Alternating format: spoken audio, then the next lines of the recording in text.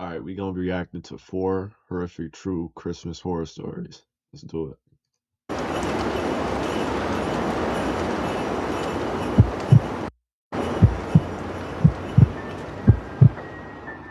My name is Gregory, and this happened last December when I was home alone in my house for a whole week. My girlfriend had gone to stay with her parents for the holidays, and I stayed behind because of work. I live in a quiet neighborhood in a small town in upstate New York. The houses are pretty spaced out, and most of the people on my block go away for Christmas, so I basically had the whole street to myself. At first, I liked the idea of the peace and quiet. I thought I would get a lot of rest and maybe catch up on some shows and just enjoy the coziness of the holidays for a bit. But what happened that week still lives rent free in my head. It was on my second night alone. It was around 6:30 and already completely dark outside. It had been snowing lightly all day, and there was a white layer on my yard and driveway. I was in the kitchen making a simple dinner, just pasta and chicken. Usually my girlfriend is the one to cook our meals. I'm not much of a chef. I turned on the TV in the background to make the house feel less empty, because as happy as I was to have the place to myself for a bit, I wasn't used to it being so empty and quiet in here. While I was eating at the table, I heard something unusual. It really took me a second to figure out what it was. It sounded like singing. I muted the TV and listened. The sound was definitely coming from outside. The singing got a little clearer, and I realized the person was singing Jingle Bells. At first, I thought maybe some neighborhood kids were playing around outside, but the voice didn't sound like a kid. It sounded like a grown man. I got up and walked toward the front door because that seemed like the direction it was coming from. The closer I got, the louder it got. By the time I reached the door, it sounded like the singing was coming from right on my front stoop. I felt a weird feeling in my stomach, but at that moment, I still thought maybe it was just a caroler. I opened the door, and standing in the glow of my porch light was a man around 35 years old. He wore no hat, and his coat looked too thin for the weather. But the strangest thing was that he was completely focused on singing Jingle Bells, staring down at my welcome mat like he wasn't even aware I opened the door. I remember forcing a little smile because I didn't really know what else to do. I'd never gotten Christmas carolers before. But even still, I never heard of a grown man doing it solo. It's supposed to be a group thing from what I know. He didn't look dangerous. He actually just looked sort of confused or maybe slow.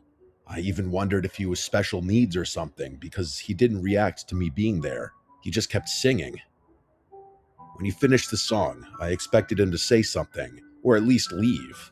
But he just took a breath and started singing Jingle Bells all over again from the beginning in the same slow, off key tone. See, that's where you pull out the gat. You gotta pull out a gun. See, that's the only way they'll understand. But now he was looking up at me, making direct eye contact. I felt my smile drop because it was just weird now. I stood there another minute, pretending to listen, even though it felt uncomfortable. I kept thinking he would stop after the second run, but he didn't. He just looped the song. I checked my phone and realized almost 4 minutes had passed while he sang Jingle Bells over and over. Finally, I You decided it was just go, enough. bro. You just gonna let him sing Jingle Bells in front of your doorstep? What? What? I told him thank you in a polite tone, and I slowly closed the door. I thought that would send him on his way, but once the door was closed, I still heard the singing. It continued without even slowing down. I walked back to the table and sat down trying to ignore it, but the longer it went on, the harder it was to ignore. The man didn't seem normal, and it bothered me that he was still right outside my door singing the same song. I wondered if maybe he was special needs and someone was out there with him, like by the street or something, but I didn't see anyone else out there. It made the whole house feel uncomfortable, like someone weird was standing too close to my personal space. I kept eating, but I couldn't focus on the food. It went on for my entire dinner. Finally, after about 10 minutes straight, the singing stopped. The sudden silence actually made me jump because I had gotten used to the singing. I got up slowly and walked back to the front door window.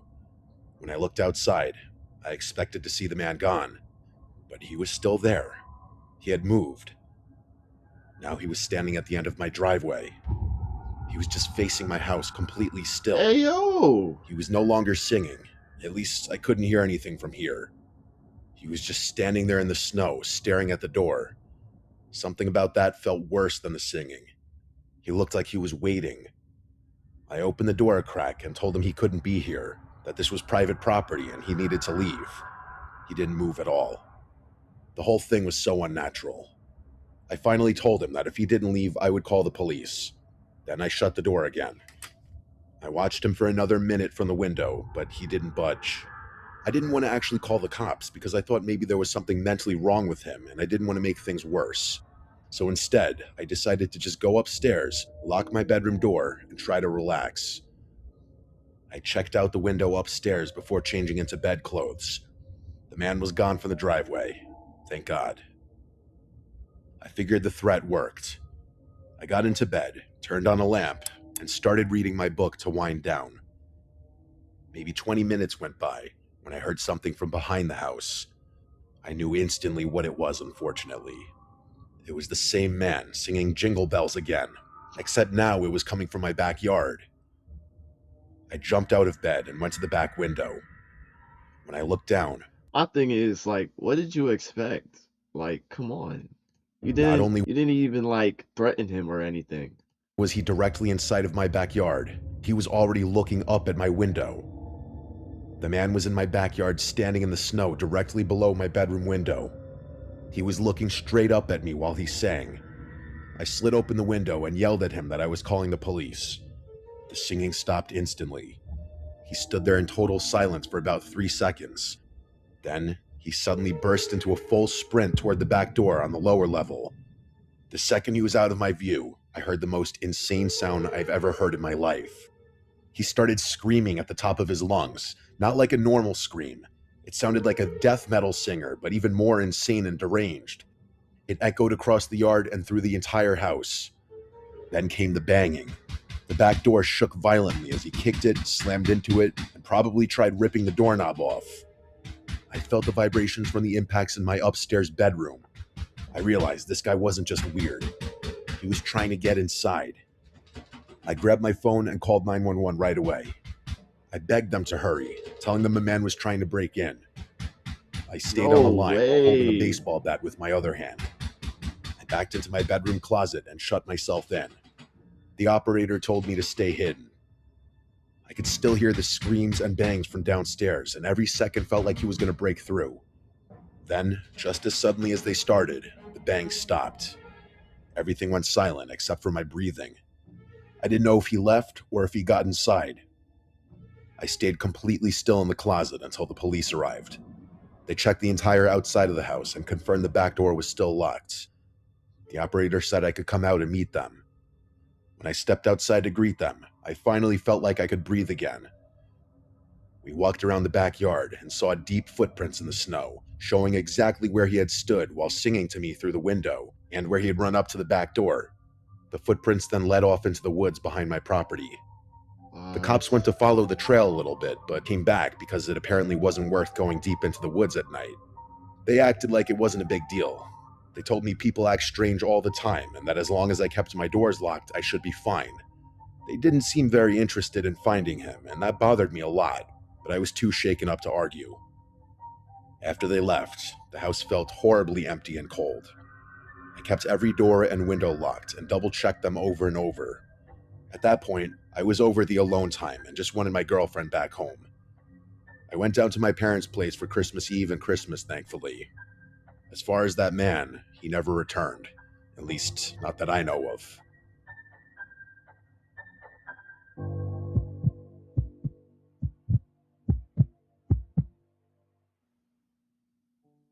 This story is about my Christmas experience from about 10 years ago. I was 6 years old, since my birthday was in November, and I had just finished celebrating. Now we were getting ready for the holiday.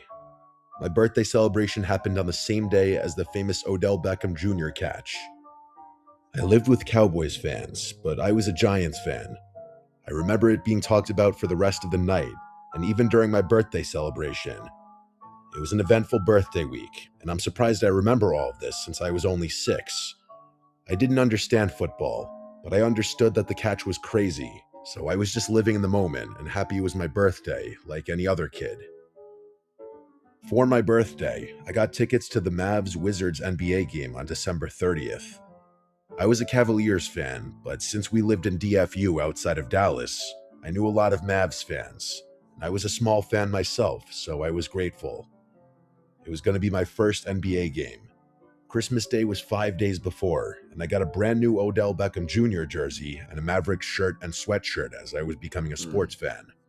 I had a great Christmas, but one of my Christmas gifts was another Mavs game, which was on December 27th against the Oklahoma City Thunder. I was so excited to go to both games. The day came, and we went to the game. The Mavs won a close one, something like 112 to 105.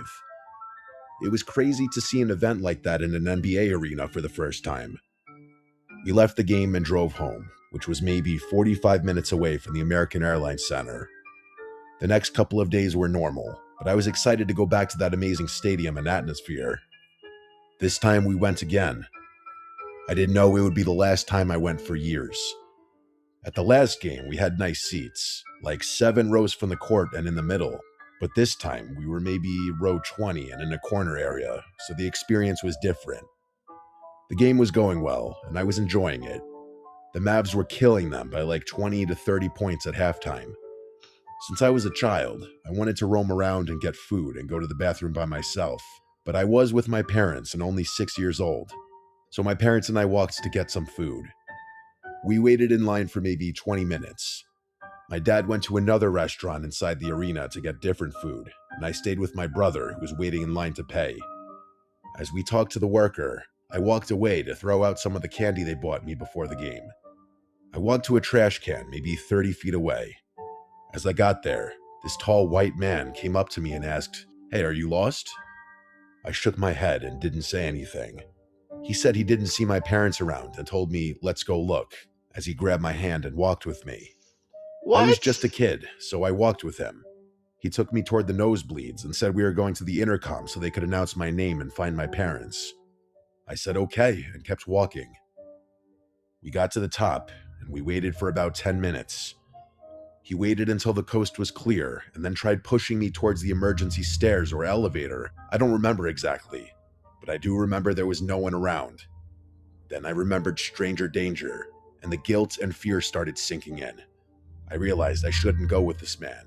He didn't have any credentials. When he let go of my hand to go check his phone, I ran all the way back to the stands. As I ran, I saw him standing there with a small grin on his face. I couldn't find my parents, but I didn't care. I just wanted to be somewhere safe. I found my brother, who hadn't told my parents he lost me because he didn't want to get in trouble.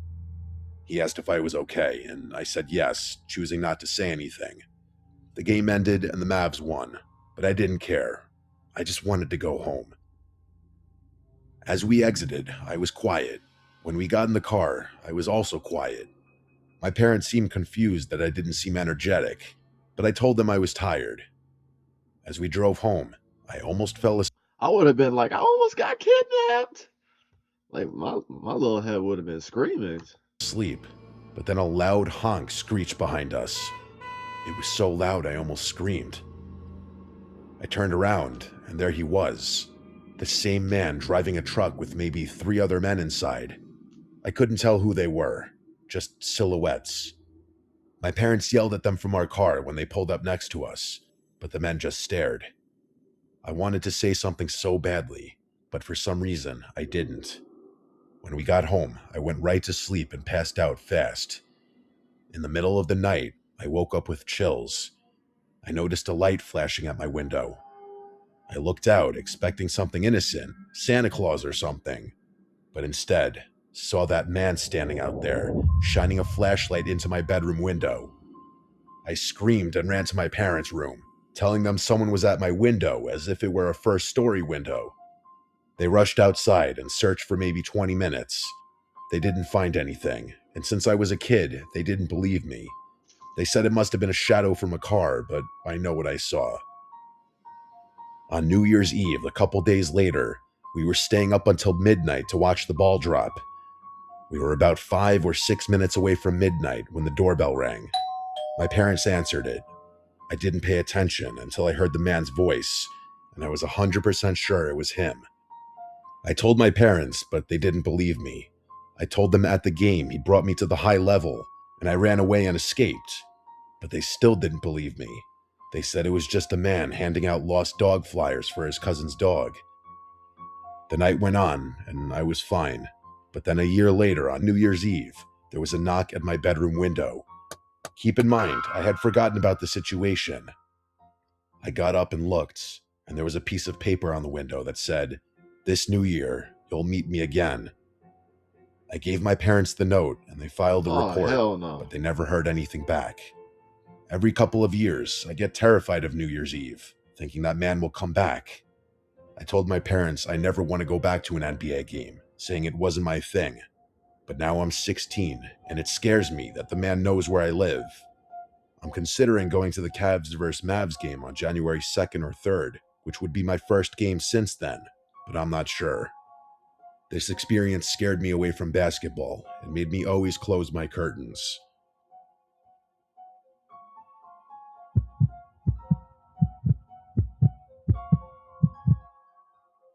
That's crazy. I remember this night way too clearly, and even now I think about how close my family came to something really terrible. It was early December, and we decided to drive up north into the mountains to cut down a real Christmas tree. It was something my wife Marianne and I always wanted to do, and our 7-year-old son Andrew was excited about it too. The weather was cold and cloudy, and the sky had that heavy look where it feels like snow is always about to fall again. To us, that added to the Christmas vibe. The whole ride up the winding roads made me feel like a kid again. It was a while since I'd done something this unique and in the Christmas spirit, and having Andrew so excited about it just brought me back to my youth. When we finally reached the remote area Marianne found online, there were no other cars around in the parking area. There were a bunch of light posts scattered around, so we weren't in pitch black darkness if you were wondering. That's why we picked the place. Still, we did bring flashlights. We parked by a small, unmarked path that led deeper into the trees. There was a lot of snow on the ground still from the snowfall we got a few days earlier, and up this high, the snow took even longer to melt. Andrew jumped out of the car right away and started throwing snowballs at us, so I started throwing them back. We were here to have fun, so of course I was going to try to make it as memorable as possible for Andrew. I grabbed our flashlights and the axe that I planned to use to chop down a tree. We walked up the narrow path with snow crunching under our boots. Andrew kept running ahead, stopping to point at trees he thought might be perfect. The deeper we went, the more the road behind us disappeared, and the only light came from the faint moon glowing behind the thick clouds. It was so quiet that I even asked Marianne and Andrew to stop for a second, just to really take it in. There was not a single sound, maybe a light breeze, that was it. To be honest, if I had been there alone, I'd have been slightly creeped out just off the silence and darkness alone. As we walked deeper onto the trail, we had to utilize the flashlights we brought, all 3 of us. Andrew was having a lot of fun with the flashlight until the light from the parking lot was no longer visible, and it was now basically total darkness outside of the flashlights. He started to get a little nervous, evidently, because he asked how far we were going to go, and he made a comment on the darkness. I kept feeling like someone was watching us or like something was walking behind us, but every time I turned around, there was nothing but the empty snow Yo, what is with the footsteps? Oh my god. path. About 10 minutes in, we finally found a spot where the trees were tall and full. Andrew ran around them in circles, looking for the best one. Marianne stayed closer to me and whispered that she wanted to pick a tree fast because she had a weird feeling too. I got exactly what she meant. This was a lot creepier than I had imagined. Right then, I heard soft crunching behind us. It wasn't any of us. 20 feet back on the path. He wasn't dressed for the weather. His hands were bare and red from the cold. His jacket looked more like a windbreaker. His face looked pale and stiff, like he'd been out in the cold for way too long. Marianne grabbed Andrew's arm to pull him closer. When the man noticed we were looking at him, he suddenly smiled in an off-putting way and stepped closer. He asked if we were looking for a Christmas tree. His voice breaking the already unsettling silence was uncomfortable. His voice was deep and kind of soft. Before I could say anything, Andrew answered yes, excited again, and I felt a jolt of panic because I didn't want this man knowing anything about us. Marianne quickly told him no, that we were just walking. The man stepped closer again, and the way he moved made every hair on my arm stand up. He told us not to worry because he wasn't a park ranger. He said it like he could tell exactly why we lied, because admittedly, what we were doing was super illegal. I didn't want to talk to him at all. Something was wrong with him. He looked hungry or desperate or like he hadn't slept in days. I guess, for lack of a better word, he looked homeless. I told Marianne we should head back to the car, and she nodded, gripping Andrew's jacket. When we started walking past the man, he stood by, smiling and watching, giving slight nods as if to say goodbye as we walked. Andrew kept turning around, asking if the man was following, and we told him to stay facing forward. Every time I looked back, the man was a little bit closer than before, even though I didn't hear him speed up. I whispered to Marianne that when we reached the main road, we had to run to the car. She held Andrew's hand tighter and nodded without looking back.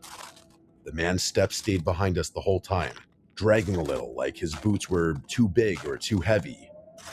Once we got close enough to see the gap in the trees where the car was parked, I told them to go. Marianne lifted Andrew and ran as fast as she could. The only reason I felt even remotely safe was because of the axe in my hand, but I'm not a violent person and I've never had to resort to violence in my entire life. I turned around to block the path behind us for even just a second.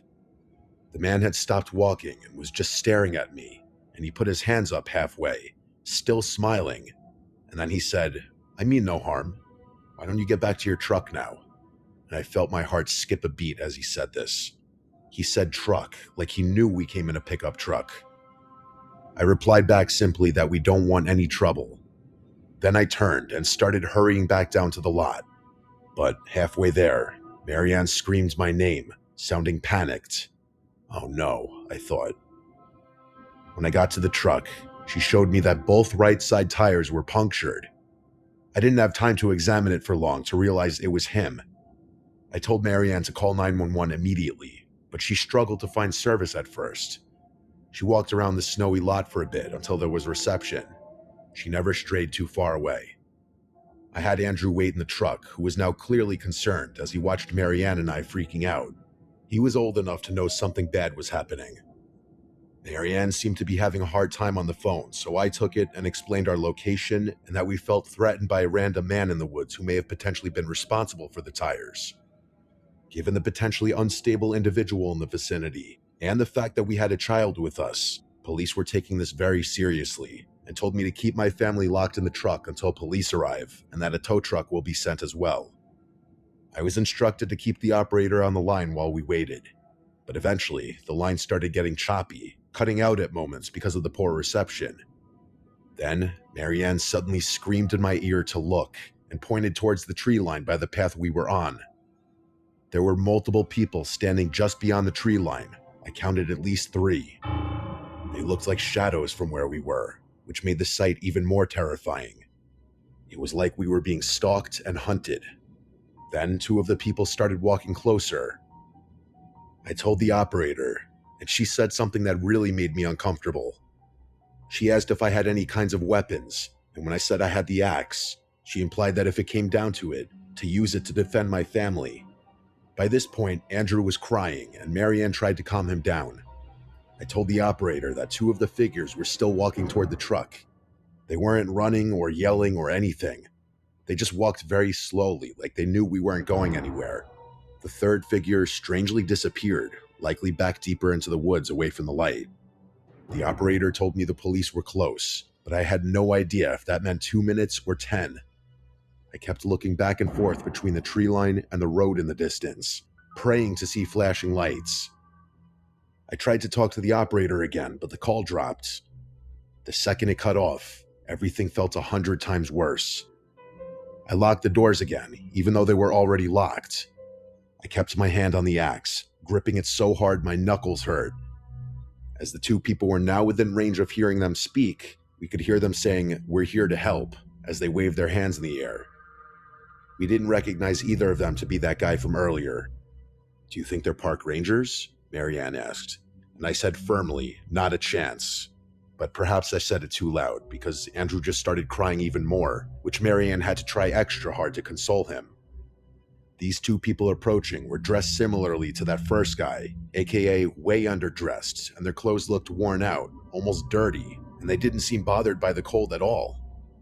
But then, seemingly randomly, the two of them turned around and started running back in the direction they had come from. We didn't know why just yet, but it was soon clear. Never have we been so ecstatic to hear the sound of police sirens. It was getting louder fast, and eventually we saw the flashing lights coming from down the road. Coming pretty fast, actually. The police SUV entered the lot with its spotlight on, and it instantly shined in our direction. I flashed my lights to try to get the cop in the car to see the men running back into the woods. At this point, though, they were already nearly gone.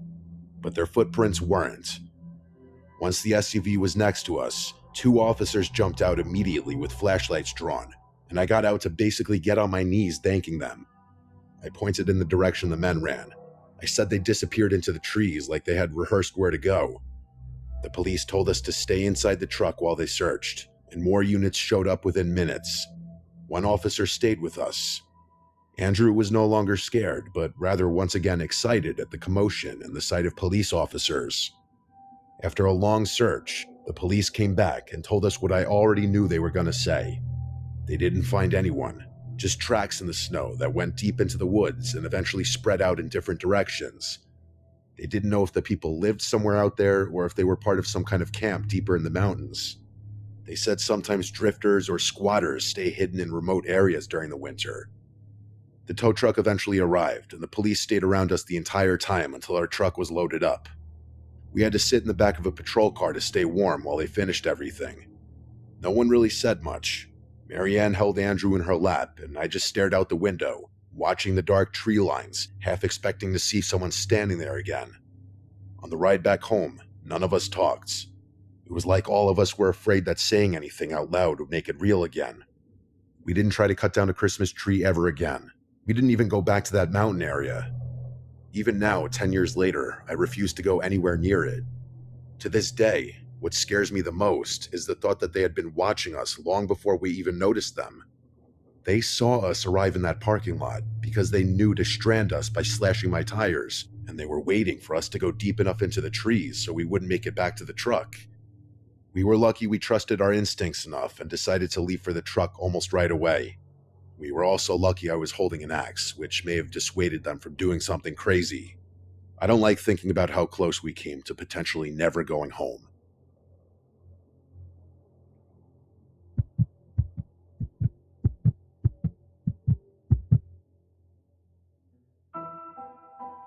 I still think about this one night from when I was 9 years old. It was a few days before Christmas. My parents both had things to do that night, and since I was almost 9, they felt okay leaving me home for a little bit. My mom had to run to the grocery store to get some stuff for Christmas dinner, and my dad was working late like he usually did in December. I was sitting on the couch watching a Christmas movie probably, and eating cookies by the fireplace and tree. Outside, it was already dark, even though it was still relatively early, and I remember the Christmas lights flashing on the houses across the street. It was normal, until the doorbell rang. The only reason this made me stop and look was because it was rather late and random for someone to ring the bell, and my mom always told me never to answer the door when I was alone. My parents never ring the bell, obviously, since they have keys. I got up and walked to the door anyway because I wanted to look through the peephole. When I put my eye up to it, I saw there was a man standing on the porch wearing a Santa Claus suit. It was the full thing, too. The red coat, the hat, the beard, everything. But he didn't look like a normal, friendly Santa. He wasn't holding anything besides what looked like a clipboard, and he was standing way too close to the door like he was waiting for me to unlock it. I didn't know what to say at first, so I just kind of whispered, "Who is it?" The man moved his head a little closer to the door like he was trying to see through the peephole or hear me better, and in that moment, he figured out right away that I was a kid. He did, I guess, what was his best Santa impression, as he said he was Santa and that he had gifts for me, and that I should open the door. At 9 years old, I wasn't stupid, and I didn't believe in Santa anymore. My parents taught me about strangers. I told him to go away and that I didn't need anything, and I tried to sound brave, but my voice cracked. The man went silent for a second, and then he asked me if I was home alone. As soon as he said that, I knew to walk away. I instantly felt stupid for even letting him know I was home. I didn't answer him. I stepped back from the door and walked fast to the living room because I suddenly felt too scared to stand near it. I sat on the couch and grabbed a pillow and stared at the TV like acting normal would make the fear go away. But then I heard the doorknob twist. He was testing if the door was locked. I wanted to scream for help, but nobody was home. I waited and hoped he would leave, but a moment later, I heard another sound from the back of the house. It was the back doorknob twisting. It happened so fast after the front door that I bet he ran around the house to the back. That door was even weaker than the front one, and we almost never used it.